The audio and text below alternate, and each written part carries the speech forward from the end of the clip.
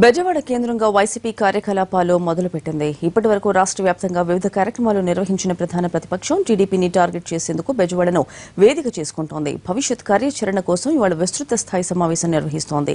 ఇదే సమయంలో వైసీపీని టార్గెట్ చేస్తూ మాటల మంట రాజేస్తున్నారు తిరుగుబాటు ఎమ్మెల్యేలు.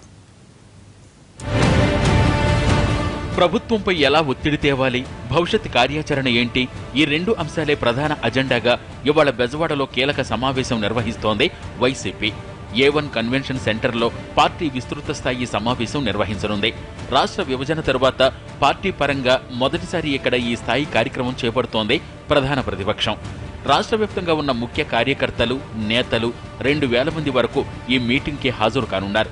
ఈరోజు పార్టీ కార్యవర్గ సమావేశం ఇక్కడ జరగబోతా ఉంది. దీంట్లో రాష్ట్ర అధ్యక్షుడు శ్రీ జగన్మోహన్ రెడ్డి గారి దగ్గర నుంచి మండల స్థాయి పార్టీ అధ్యక్షుల వరకు కూడా ప్రతి ఒక్కళ్ళు అంటే జనరల్ సెక్రటరీస్ వరకు కొంతమందిని నిర్ణయించడం జరిగింది. వాళ్ళందరూ కూడా అక్కడ అటెండ్ అవుతారు.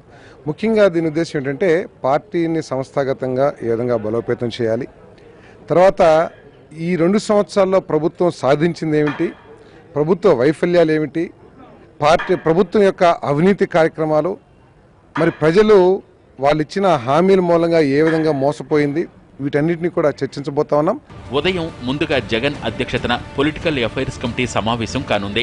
తరువాత రాష్ట్ర వ్యాప్తంగా వచ్చిన ప్రతినిధులతో సుదీర్ఘ చర్చలు జరుపుతారు. ప్రభుత్వ వైఫల్యాలు, పార్టీ పరంగా నిర్వహించాల్సిన కార్యక్రమాలపై చర్చించనున్నారు.